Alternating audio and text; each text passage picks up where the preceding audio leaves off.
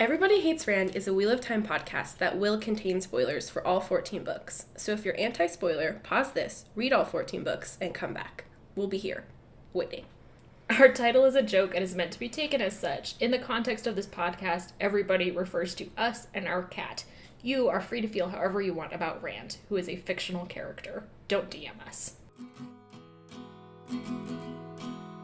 The world is a mess, Dark One stretching out his hand.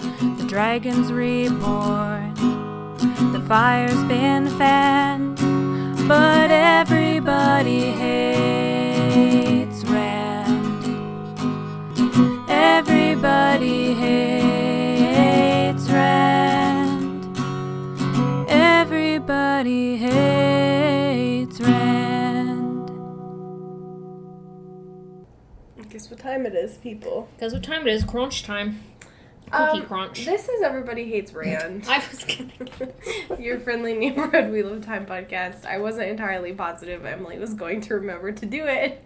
So anyway. It was on my your mental to-do list. Yeah, my mental to-do list. Yeah, I'm Emily. That's Sally. I'm Sally. We can't do it. Yes, we can. Okay. Like we already complained about, 2 very long chapters, picking up right where we left off. The first one is titled To Boanda? Yeah, I was calling it Boanda, but it's probably like Boanda. Boanda. With an apostrophe in there somewhere. Yeah. Robert Jordan, you stupid asshole. Yeah, it's, I think almost the entire chapter takes place on the ship, and it's a rare montage chapter, I guess is the best way to put it. Usually Robert Jordan's chapters revolve around, here's an event that happens, or a discussion that takes place. Whereas this one is just kind of like, they're on the boat for 5 to 7 days, something like that. Weekish. And it's just like sort of a rundown of everyone's feelings and what's going on. And the various small activities they're doing. Mm-hmm. Everyone has a lot of feelings. Everyone has so many feelings. Especially 9/8. And it's not great to have feelings on a boat. Because it's a small space. Yeah. And most of the time when you're on a boat, you already want to throw up. I'm reading Death on the Nile, a Poirot mystery. Because I'm a sucker for those Kenneth Branagh Poirot movies. I don't know why. I like them too. Yeah. Kenneth Branagh is a good Poirot casting. Is it coming out soon? I don't remember when exactly it's coming out. But yeah. So I think also things have been pushed around and back. Oh, I mean, yeah, of course. Whatever.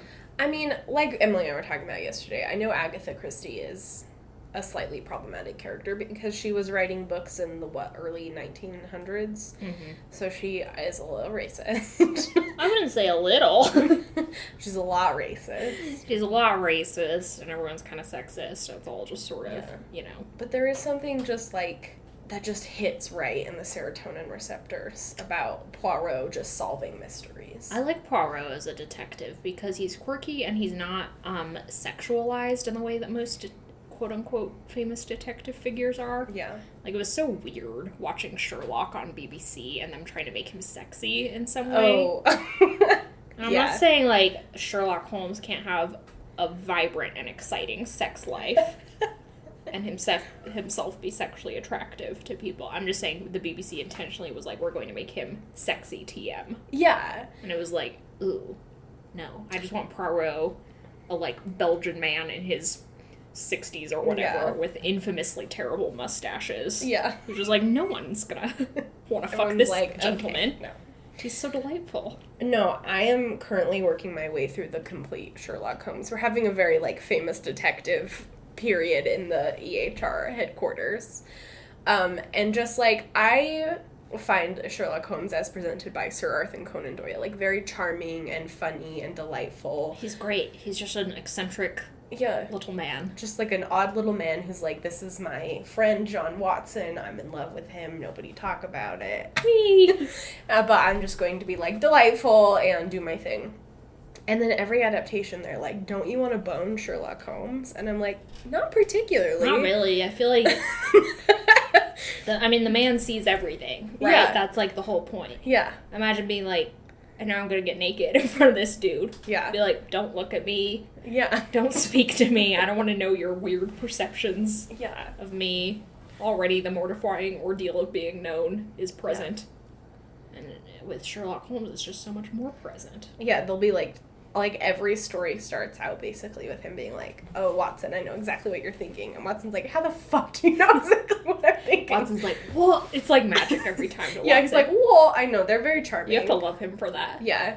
Watson's just a little bit of a himbo. We veered off the topic. The point is that most of Death on the Nile takes place on, like, a boat that's going up and down the Nile, obviously.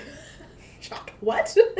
And all of my visual references for the inside of the boat are, like, the cruise ship that we were on. So it's, like, really bizarre. Because it's just like, here's the smoking room. And I'm like, ah, yes, the theater where we watched Hobbs and Shaw. Yeah. So they're on the boat. They are indeed on a boat because Nynaeve does not let us forget that they are on a boat. And he's like, we're on a boat constantly. Every other word is like, we are on a boat. It's mostly to do with, like, the various dynamics taking place. Nynaeve is like, this boat is full of refugees. There's no room for the refugees. So we do force Captain Neris, whatever. Neris is what I'm going to go with. They forced Captain Neris, who is very transparently a smuggler, to dispose of a lot of his cargo to make room for the people. Nynaeve thinks this is totally reasonable because smuggling is against the law anyway.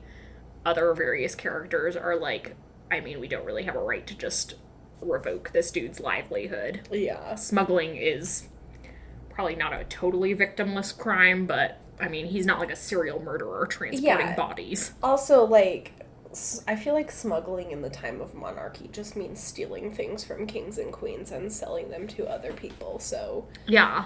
Like, so many of the Robin Hood stories involve Robin Hood and his outlaws, like, shooting, quote-unquote, the king's deer, because just swaths of land were, like, owned by the king. Yeah. So the king could come and hunt on them wherever. Yeah, so I feel like smuggling, but also it's very annoying because Nynaeve is like, Elaine is so obsessed with the law, and then she's like, who cares about this man because he's a criminal? Yeah. It's like, what's your position here, Nynaeve? I mean, it's classic Nynaeve. There is no position. It's whatever... It's true, whatever she needs at the moment. Or what Robert Jordan needs from her at the moment. We are also told that the captain hates women.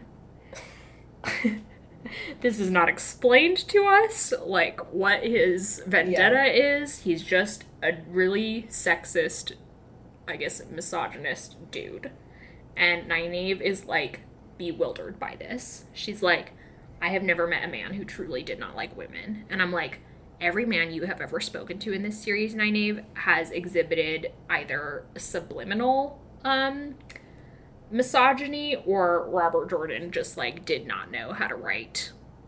I mean, we already know this. We've treaded this ground before. Robert Jordan did not know how to write people who have genuine, any type of admiration or respect for each other. So everyone comes across as disliking each other. Yeah. Well, in this thing, when she's describing the captain's, like, hatred of women, she's like, he's always talking about how women get in the way and they're, like, all the source of all his problems. And I'm like, Tom has literally said that to you, like, no fewer than, like, 20 times at least. So, like, what are you talking about? Yeah, it's bizarre. Yeah. Every time. Nynaeve is constantly like men, and men are constantly like women. Yeah. And they usually do this. Not usually, they often do this in front of the opposite gender. So it's like, what behaviors exactly is he exhibiting that? Yeah, is he, like, out here spitting in your face? Like, what are you talking about? It's very strange. To me, it sounds like he's just an unpleasant dude. Yeah. Just, like, an unpleasant bastard. Mm-hmm. But also, like, you barged your way onto his ship, demanded that he take you and all of your passengers for whatever you were going to pay him, threw all of his shit in the river, kicked him out of his room, and then bully him on the daily. So, if he's unpleasant to you, perhaps there's a reason. I know, it's so buck wild. Yeah. And, oh, there's something else I was gonna say about... Captain Nero? Yeah, Nero. 1,000 Leagues Under the Sea. Nynaeve, like, mentions that he's married and has kids at home as though that is some sort of, like, contradiction to men being huge misogynists. Guys, it's not. Every married man I know is a huge misogynist. He'll be like, ugh, the old ball and chain, right? But to me, there's a way in this which this feels like this is supposed to be, like, he's a closeted gay man kind of joke. Like, there's kind of that undertone where, like, he hates women because he doesn't want to fuck women. Right. And he's, like, have been forced to get married and have children. And so, like, there's nothing in the text to support that reading necessarily other than just, like, a vibe that I get. I mean, I think what supports the reading is that this was written in the 90s when the straight people's understanding, because they did not bother to educate themselves or actually talk to gay people, was, oh, well, lesbian women hate men and gay men hate women. Mm-hmm. And it's like, that's obviously not the case. And also, straight men hate women more than any gay man I've ever met. Yeah. Nobody hates women more than straight men. Seriously. Straight white men, in particular. But the whole, like, setup for this is that then Nynaeve and Elaine and Brigitte, rather than enforce this guy's beliefs about the weaknesses and foibles of women, have to mock get along, which is, like, there's so many layers there to parse, and they're all bad. It's like Robert Jordan saying, see, men can influence women to behave a certain way, and women are exactly as the sexist men believe them to be. They only ever act differently to prove men wrong. And it's like, what? Oh my god. Yeah. It's extremely toxic. Like, Nynaeve and Elaine and Brigitte are only acting this way because you wrote them to act this way, Robert Jordan. It's... As we've already discussed, no human person would ever act like this. Like, I just can't stress enough. Like, probably 95% of my relationships in my life, either professional or personal, are with women. Mm-hmm. And I'm literally never like, I'm going to pretend to get along with this woman so that a man doesn't see us fighting. It is that I genuinely get along with most of the women in my social circles. Yeah. Otherwise, they wouldn't be in my social circles. Yeah. It's just a very strange... Like, we just keep harping on, like, Nynaeve and Elaine very obviously do not get along. Yeah, we see them in this chapter. They start going to tell her on Riyadh. First, and the only at all touching moment of the entire chapter, Nynaeve goes in by herself and is extremely frightened and traumatized the entire time. And when she gets back, she kind of has a breakdown. Mm-hmm. And the women, Elaine and Brigitte, comfort her and encourage her. And then Elaine's like, why don't I go in with you? Which is, in fact, a very good representation of how women actually behave. How people, I hope, actually behave with their friends. Yeah. But so Elaine and Nynaeve start going in to tell her on Riyadh together because they do, in fact, have multiple ter'angreal. I'm not quite sure why they haven't been doing this the whole time. It's very odd. And they start, like, Elaine's like, let's go look at the royal palace. And Nynaeve's like, let's go look at the two rivers. And Nynaeve talks about how, I begin to understand Elaine a little bit better now. And it's like, how is it taking you guys this long to reach this level of understanding? Mm-hmm. Like, they have been together for literally, like, months at this point.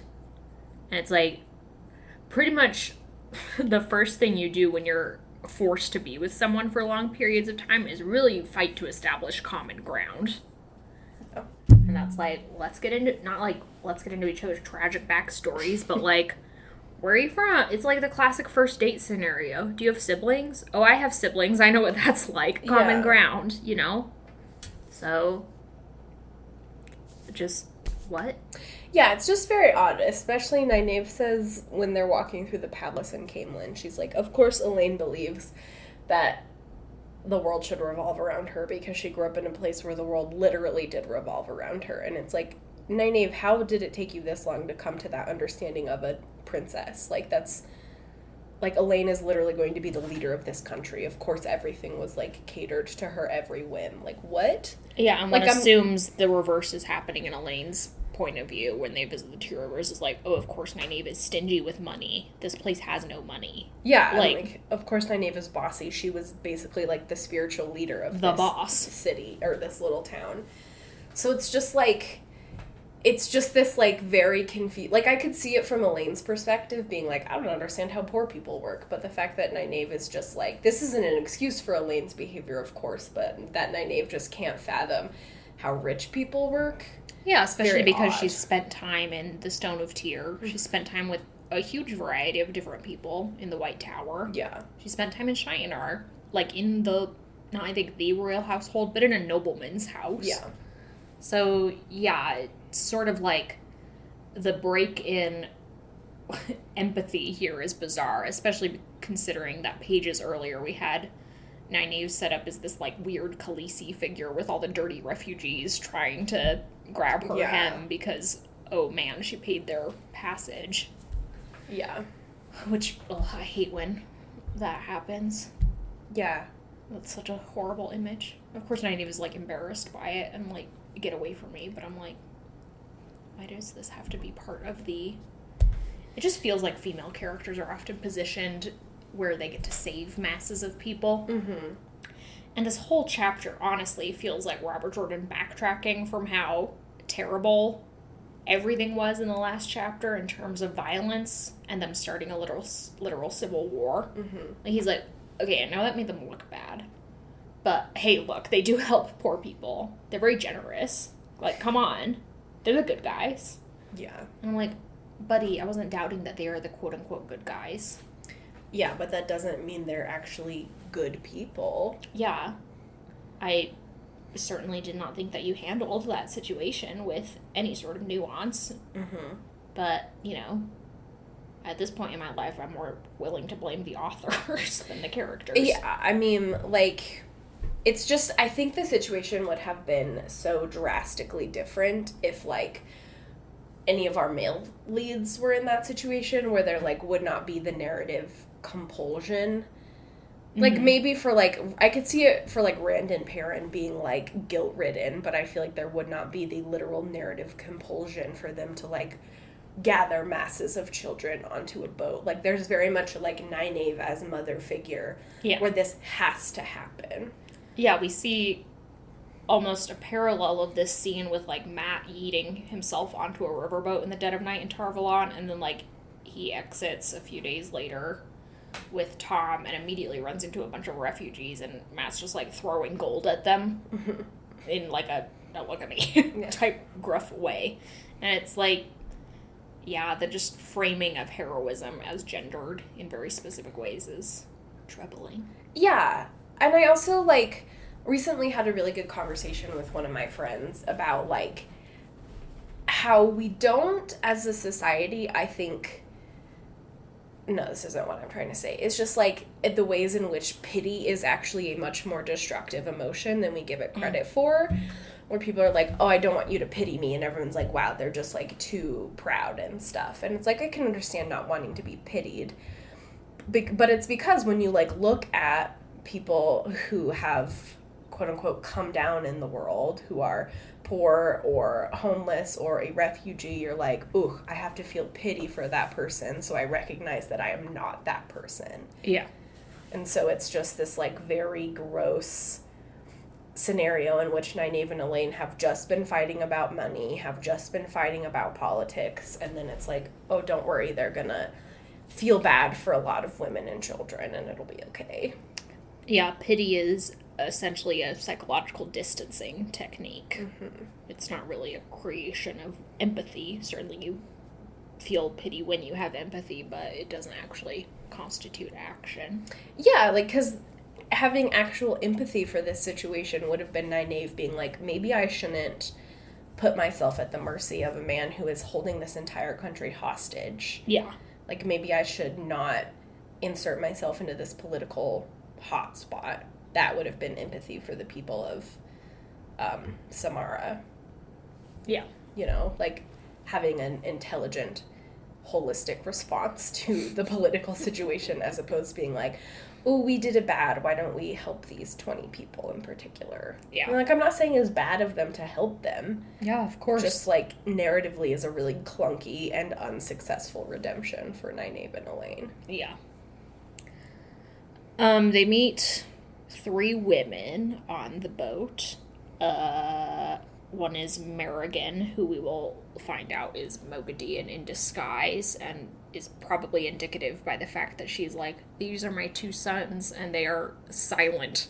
They're horrified of her. Yeah, they're terrified of her children. Like, who are these children? Yeah, where'd she find them? Yeah, she just literally steals someone's 2 children. I mean, I wouldn't put it past her. I mean, I'm sure there was a lot of orphans created in this civil war that she we was started. like, come with me. And these kids are like, no. What? No, I hate you. Yeah. We meet Nicola, who I've got her wiki up, because for some reason, Nicola and Arania come back constantly to do nothing. What? I know, classic Robert Jordan characters. The way they're built up when the girls are finally reunited with Min's like, I've seen a bunch of auras around these 3 women that you brought with you and that they are quote-unquote trouble. Of course, Moghedien / Merrigan manifests this immediately by the end of the book. Mm-hmm. But as with many of Min's viewings, all we see with Nicola and Arania is 2 random girls who kind of don't have a great moral center, who are just sort of running around causing very minor amounts of trouble.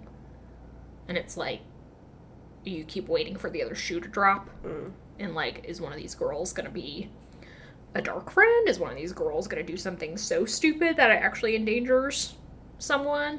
No. Just sort of there. They're mostly in cahoots, Nicola and Arania. Nicola is the one who can channel. She also has the talent to do foretelling, which I think she does in the next book, maybe. I feel like Matt witnesses it or something. I don't know. But they both are like, let's do blackmail. They try and blackmail Egg for something. I can't even remember what.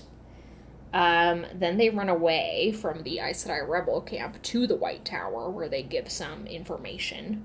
I guess they do give up the plan that Egwene,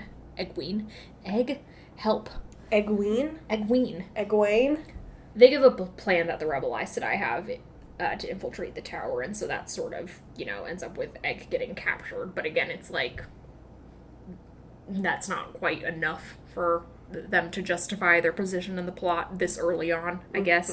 Mm-hmm. There's just, as we've said many times with the various Aes Sedai, there are too many characters so that you're left feeling dissatisfied by all of them in a weird way. Mm-hmm. But yeah, Nicola will eventually die in book 12, I want to say, or in just some battle. Arena, should be calling her Arenia because it turns out the I is before the N. What? I was thinking it was Arenia. Oh. But it's Areina. Arena. That's too many vowels. Whatever. She is not a channeler. She ends up sort of mirroring Brigitte and being like, I can be a bossy female lady warder. She doesn't actually become a warder, but she hangs out enough with Nicola. She does essentially the same things. And,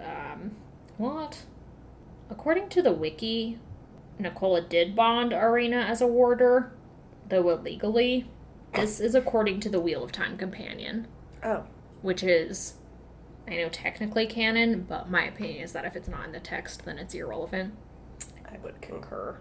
But presumably because Nicola dies, Arena also dies, if she is in fact bonded as her warder. But again, her place in the plot is so incredibly unjustified that we don't. It's like those noble guys that we talked about. Yeah. Their deaths aren't even mentioned. Those guys. Exactly. Where they're like, maybe he died. Who's to say? So anyway, these 3 women develop an attachment to Our Ladies, and eventually when they disembark to get to Salidar, are like, we're coming with you. And There's kind of like a cut scene where they're like, what's the worst that can happen? And then cut to being interrogated by a bunch of Aes Sedai who are like, what the fuck have you been doing? And Nynaeve and Elaine are like, our best. They haven't. They haven't, though. Trust me. Sure, I'm handsome little you tried sticker. You tried, Gold Star. The Aes Sedai are, as usual, sort of opaquely angry about everything. It's hard to identify what exactly the problem is. It is, in fact, all Swan's fault. As a lot of things are. I mean, yeah, Swan gets off pretty, scot-free here. The Aes Sedai are like, how dare you send a bunch of children out? And you're like, oh, finally. Yeah. She's finally gonna get it. Yeah. And then they're like, Swan's like, first of all, I had the authority at that point in my life. Second of all, I just felt like I had to. And they're like, good argument, reasonable enough. And I'm like, what? Yeah. Well, and it, like, you get so close because Swan's like, when the boat is sinking, use whatever to plug the hole. And someone's like, would you use a baby to plug the hole? Yeah. And she's like, no. She's like, and then they're like, okay, well, you feel bad enough or whatever. Well, we can't really punish you because you've already been punished enough by being stilled. And it's like, you could kick her out. Yeah. Or something. Like, you should punish her for using children. She basically was like, child soldiers? Yeah. Or just be like, maybe this isn't the type of woman we want with our like, I mean, this is an unethical organization. That is very obvious. Yeah. There's nobody cares about the lives of children or anyone else, despite the fact that they're ladies. And children matter to ladies. Even to Nynaeve, who purportedly doesn't care for children. Oh, yeah, and she's like, I'm just caring for a boy because his eyes look like lamb's eyes. And I'm like, this is nasty. I know, it is so nasty. Like, it just, like, propagates the idea that, like, children as extensions of their parents, that's their only value. It's like, children are valuable in and of themselves because they're people. Just like you're a people. It's shocking. So gross. Blech. But the long and short of it is that Elaine and Nynaeve tell the whole story except what actually happened with Birgitte and, like, I don't know, a couple other things.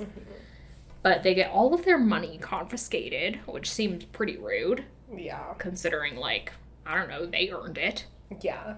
But the Aes Sedai are like, this will help us fund our civil war, our papal schism. And it's like, okay, great. Whatever. Yeah, sure. Just steal my money for your war. And, like, it'll also feed people. And I'm like, I don't believe that. I don't really think it will. I think it'll, like, make weapons or something. Yeah. And all their, like, Turing grill and things get confiscated. The Aes Sedai, of course, are like, you immediately have to start teaching us how to use Turing grill, which, predictably, the wise ones will not be thrilled about. It's like, couldn't you have kept that one back? Yeah. What did I say? Turing grill. Turing grill. Yeah, they're like, teach us to do Teleron Riyadh. And I'm like, if you could keep Birgitte back, like, the lack of foresight here is astounding in a weird way. It's like, wouldn't you have, like, nailed out your story ahead of time? And, like, these are the things we're absolutely not bringing up because we can see where they will go. Such as, for example, Teleron Riyadh. You just hand that ring tearing grill to Tom and be like, hold this for me. I'll see you on the other side. Yeah. And then be like, we don't know what these other ones do. Yeah. Boo. Boom. Yeah. It's... like, they're so stupid, because they're like, we have to tell the Aes Sedai what we know about Aleda's study, and it's like, you don't learn fuck all from Aleda's study. Why do you need to tell them? You learned how to get to Sally Dart. You could have made shit up. Yeah, I heard something from... that lady who drugged us. Yeah. Who was like, I have to get you back to Aleda. That could be where you figured it out, you know? Yeah. Yeah, it's just very silly. Astounding. But, so the Aes Sedai are now like, we want to learn how to do Teleron Riyadh. Also, what's up with this seal on the Dark One's prison that is now broken? And they're like, oh no, how many are left? And someone's like, 3, apparently. And I'm like, can't keep track of them. I did wiki. Oh, okay. Where they all are, what they're doing, when they actually come up with the plot. Okay. I know one's on Bael'Damon's ship. One was on Bael'Damon's ship. Okay. First, number 1 is found in the Eye of the World. And it was broken when they found it. Okay. Then there are 2 floating around in the Great Hunt, which is confusing. There's the one that Bael'Damon has, which immediately is confiscated by High Lord Torak. Oh, that's right. Then Turok already had another one. Okay. Both of them are found by Moiraine, and both of them are broken at that point. Okay. Then Moiraine finds another one that is whole in the Stone of Tyr. Okay. And she just has that one on her person. I assume she finds another one in Rudae and also has that one on her person. Okay. There's this one that Nynaeve found at the Panarch's palace, which, as we know now, is broken. And there is one that is given to Rand al'Thor by Mazrim Tem, presumably at the end of this book, who says a Saldean crofter gave it to him. That one is whole. And I assume that Moiraine passed those two off to Rand before dying, or that we'll see that on screen. So then Rand is carrying around the 3 whole ones for the next 9 books? Which is pretty like, it's just such a weird conceit to introduce this early on in the series and not drag it on a lot farther, I guess. Like, I guess there was a point where Robert Jordan did not realize somehow that he would be writing tons of books in this series because the man had no head for plot or whatever. So he must have been like, oh, introducing all 7 of them by book 5 and having 4 of them broken by book 5 is a reasonable pace. But then, of course, there are 9 books after this in which nothing happens with the seals. And then by book 14, when we are told the seals are very, very important, we're like, what seals? What? Who? And also, evidence, please? Yeah. Because I haven't really seen any, like, effects tied to the seals being broken, I guess. Like, the world seems to be getting shittier, but I haven't seen that, like, in direct correlation to the seals getting broken. There's not, like, a crisis. There's not an earthquake every time the seals get broken. That would be pretty funny, though. It would be pretty funny if they're like, oh, earthquake. Oh, check the seals. Shit. You know? That's just, like, a little complaint I have about that. Yeah, it is just one of those things where you can tell that it's one of the very obvious things where you're like, this book series wasn't supposed to be 14 books. Because for, like, a 3-book series, like, originally, or 5 books, or 6 books, or whatever, like, the plot point of having 7 seals getting broken functions. Yep. If you're doing it on a 14-book scale, you're losing a seal roughly every 2 books. Which we've already lost 4 by this book. So, like, we're just... It's too ahead of the curve. We're way too ahead of the curve. Yeah. Anyway, so basically Nynaeve and Elaine are like, you're going to be accepted again. And they're both like, what? Like, for some reason, again, this was not conceptualized by them ahead of time. Obviously, we'll be promoted to full Aes Sedai. Well, I mean, first of all, you frankly do not have the equipment to promote anyone to Aes Sedai here in this random camp, ladies. Yeah.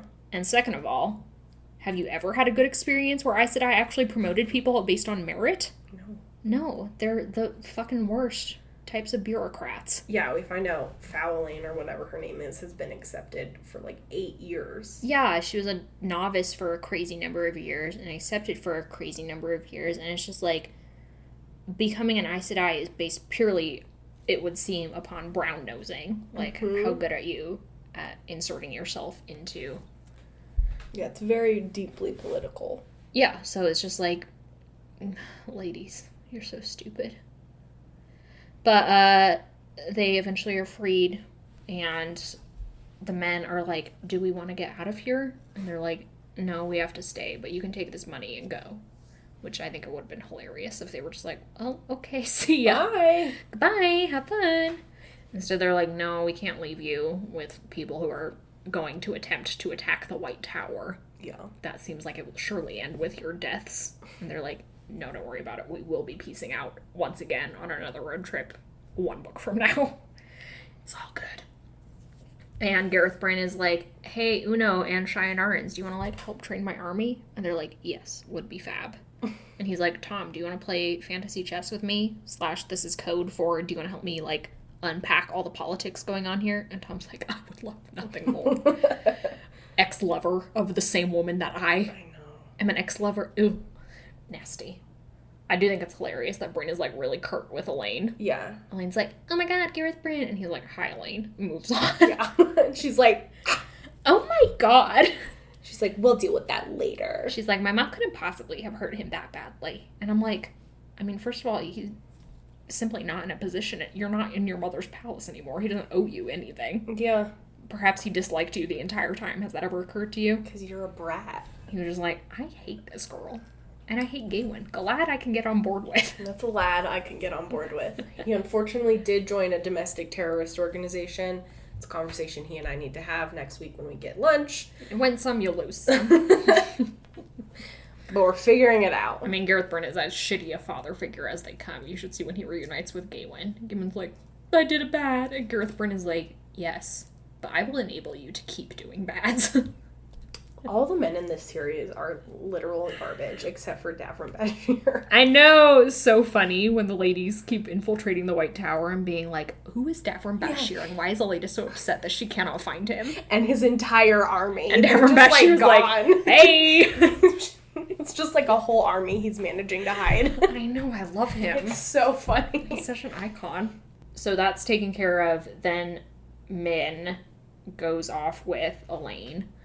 And Nynaeve gets pulled aside by Swan, who's like, I want you to teach me how to use the Teleron Riyadh ring. And Nynaeve's like, okay, well, in exchange, I want to study you and Leanne and Logain to, like, see if I can figure out how to heal you guys. And Swan's like, no, I don't want to do that, and if you try and make me, then I will tell them that you've been masquerading as Full Aes Sedai. And Nynaeve's like, cool, well, I will take your blackmail and return your blackmail, and be like, I'll tell them that you and Leanne aren't really upset with each other, and are actually scheming behind their backs. And they're like, oh, what a net we've woven. It's so boring. Yeah. Why don't you guys just help each other? Whatever. So yes, now Swan will be learning Teleron Riyadh while Nynaeve learns how to heal Stilling. Great. Yeah. Meanwhile, Elaine catches up with Min, is like, what's going on with you and Rand? I don't know. They have a stupid conversation, but Min's like, I need to come out to you about this. I am also in love with Rand, and there's some other random woman out there, and it's the three of us. And Elaine's like, don't worry about it, because I have my good friend Avienda watching his back. Meanwhile. The dramatic irony. And Avienda's like, dun, dun. And they're like, you know what? At least we all feel like sisters. And I'm like, ew. Feeling like sisters is the opposite of the feeling I want to have when it comes to quote-unquote sharing a man. Yeah. I would hate that. Yeah, it's just like, this gets sometimes so close to being like a healthy example of what it can be like to have multiple partners. Mm-hmm. Like, it gets so close when they're all just like grappling with their jealousy and ultimately like coming to terms with it and like being like, yes, we can do this. So, like, it gets really close to the type of emotional maturity you need to, like, have multiple partners. And then at other times, it's just, like, the way we're going to become emotionally mature is by pretending that we're all family. And it's like, how the fuck did you miss the mark? I just truly think that Robert Jordan cannot conceptualize of relationships between people that aren't either sexual or familial. Yeah. Or hatred-based.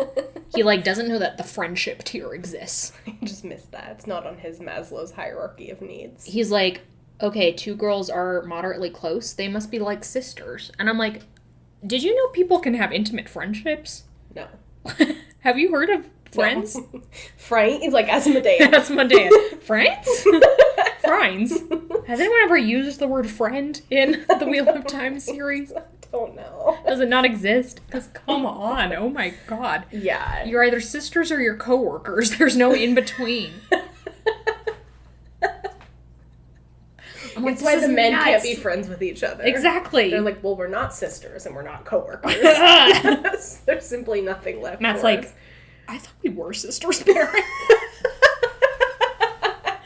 Baron's like, ooh, sticky situation. Yeah, it's just, like, very frustrating, the fact that they can't navigate this situation without having to, like, define it in these very, pretty, like, kind of infantilizing terms. Yeah, just like, we're all sisters. And I'm like, icky. Yeah. No, you're not. You're all just fucking the same dude. Especially because it's Elaine and Avienda who end up going through this, like, weird ritual, now we are sisters thing, and not Elaine and Min. Min is sort of outside of that. Yeah. And it's like, you all haven't spent that much time together. So stop. Anyway, that's those 2 chapters. Yeah. Anything else? A lot sure does happen in these 2 chapters. Yeah, I mean, it's a lot, and the sad thing is that it is setting up, again, we're coming back to Sally Dar as a setting that we're going to be in for all of Book 6 with all of the female characters, and parts of Book 7 with Egg. But Sally Dar just feels like it is dragged on for forever, because every time we visit it, we're in an insufferable character's head. Like, Nynaeve, as much as I love her, doesn't have a lot of redeeming qualities when she's surrounded by the Aes Sedai. No. It's like, here's the worst possible sides of Nynaeve. Yeah. Same with Elaine. And everyone. Does Elaine have a good side? No. Hi, Elaine. I mean, Elaine does have a pretty funny line here where that bully lady comes up to them, Yeah. and Elaine's like, are you still souring milk for a hobby?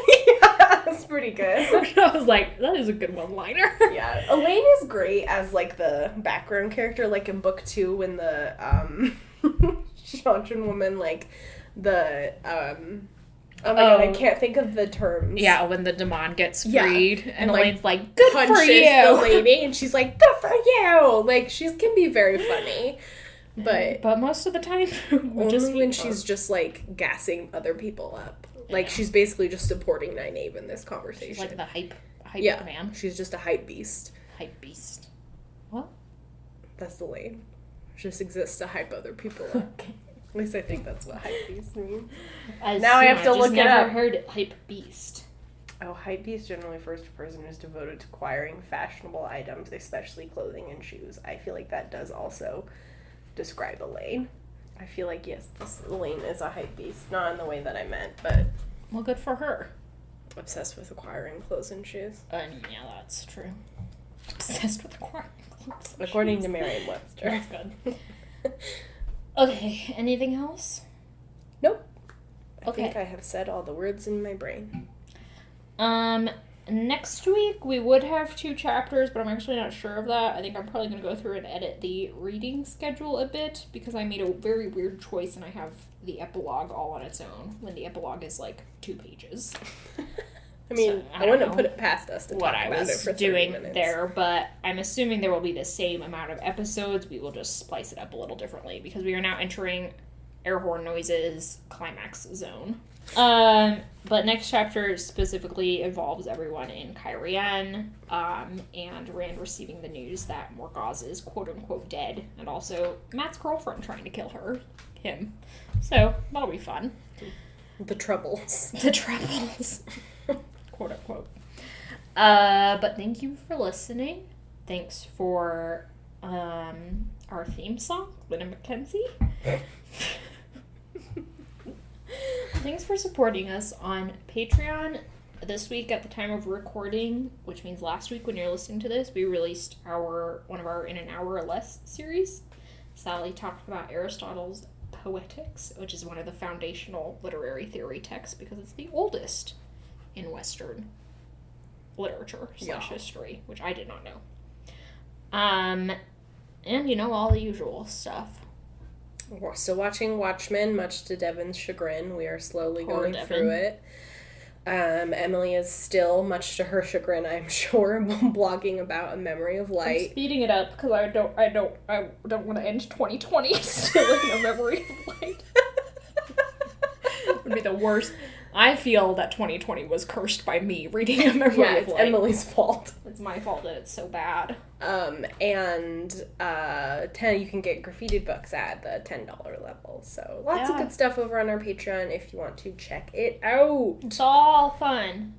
You can tune in on Fridays to the live stream where I am playing Final Fantasy 15, which I am told is a very long game, so we might be taking some breaks every now and then. It is also an incredibly difficult game system to parse, so there's a learning curve there for sure. So if you really want peak incompetence on my part, then now is the time to tune in. But that is it. Thank you all for listening. Do you have a sign off? Yeah, it's stupid, but there's like a problem at my work right now where certain members of the staff who are a little bit older simply cannot grasp the concept that Google Docs is the same thing as Google Drive, that it's sort of like a nested system. And like me and my like younger coworkers have been like desperately trying to explain this to people. Like someone today was like, how do I download the Google Docs software? And I was like, that does not exist. It's not software. It exists on sweet the summer child. internet. But it's like there is simply like no vocabulary apparently to communicate to people that it's the same thing. Yeah, like what are you gonna do? Be like, We're all saying the same thing. But, like, one of my coworkers today called our tech support company to ask how she downloaded the Google Docs software, even after we were all like, that doesn't exist. So it's just been a very frustrating technological generational divide today. I was gonna say you can explain it like Microsoft Word is part of the Office suite, but then, like, the Office suite is software you have to download. Yeah. So that doesn't parse. Damn. Well, then they Old all started people. feeding off of each other, and one of them was like, yeah, Docs is really frustrating because you cannot organize your files. And I'm like, what are you talking about? It's there. Yes, the you system can. is there. You make folders, and you can label things. You should see how many folders I have in my Google Drive. It's extensive. Yeah. I love folders. Yeah, I do too. I'm rebuilding the development drive because we just switched from Microsoft to Google, whatever. But it's like, I have so many goddamn folders in that motherfucker. Like, what are you talking about? Folders are how the world works. So anyway, old people just are struggling a little bit today. And every day, I think we Yeah. can safely say. Bye. All right. Goodbye.